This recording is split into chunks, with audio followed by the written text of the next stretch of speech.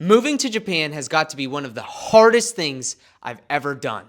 And these are the 3 things I wish I knew before I moved over here. Starting off at number 3, it's got to be housing. One of the biggest reasons why that is because there are so few housing resources available in English. And I don't know why it's that difficult to actually find English information when it comes to housing. Tokyo is the largest city on the planet. And so in theory, there should be a whole lot more English resources when it comes to housing. But just frankly, there is not. And of the companies that are currently available to help you with housing, a lot of them have processes that take a while or don't necessarily accommodate for all sorts of housing options.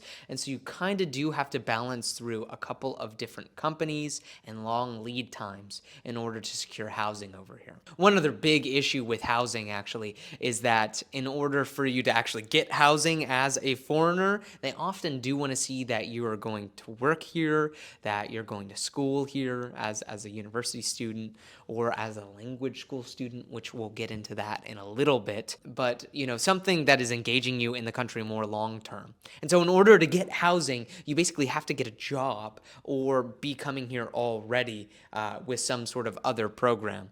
And that's a little bit difficult because finding work here often requires that you already have housing and are here on a more permanent basis. So it's kind of like a chicken or the egg sort phenomena with how you can get over here. You need a house in order to get a job, and you need a job in order to get a house in a lot of instances. Number 2, learning Japanese on your own is really difficult.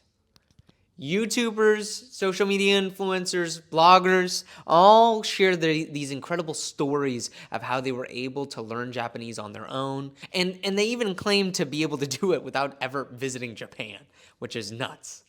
Now, if you're a regular language learner like myself, or just maybe a regular person in general, you might find being able to do self-study to be a whole heck of a lot more difficult than how social media influencers might make it out to believe.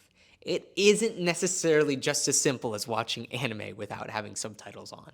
And one of the biggest reasons why that is because they have 3 different writing systems. And if you never study those, then you'll never be able to pass the JLPT, which is how you get placed in different levels of language learning, and basically show to any sort of business that you want to work at that you actually know the language. And so as a result, you actually do need to study it. And what I found on my own in the time that I've been here is that they have language schools in Japan that help to educate foreigners like myself and other non-native Japanese speakers or non-Japanese speakers, right, at various levels, in order to actually educate you in Japanese, right?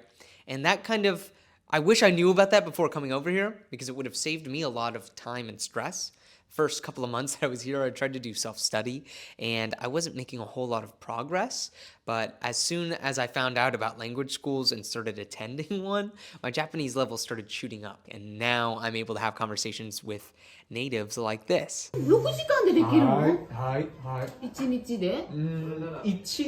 いやいやいや多分2日あともうあとね今完全ではありません完全ではありませんあとね多分3日前 And of course, I had to use translate a lot there. But hey, look, that's significant progress.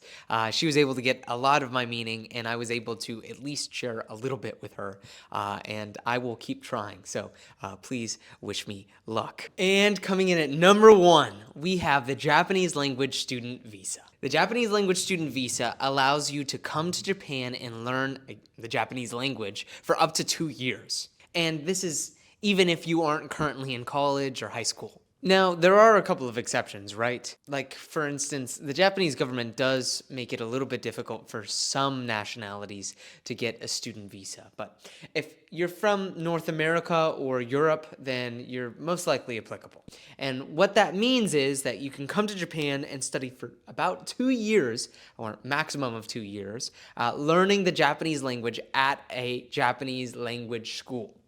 It also means that you get to work part-time and have the capacity and support within one of the language schools to help get a job and pass the JLPT after 2 years. One of the other hidden perks of the Japanese student visa is the fact that you get to go learn the language, but also you get time to explore the country, meet people, try out all the food, and generally just have like a really fun, like 1 to 2 year experience, depending on how long you're looking to come for. Again, I think the minimum amount of time that you can get a student visa for is about 6 months or so. And that's one of the biggest reasons why I joined the Studyin cast, actually.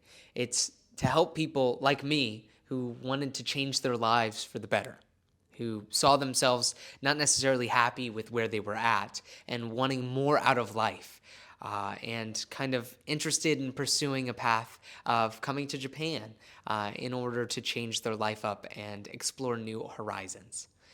And that's what we do at Studyin. We help people like you, if you're interested in moving to Japan, with getting a Japanese student visa, getting you partnered with a Japanese language school, and making sure that your housing and any part-time job that you might be looking for are taken care of as well.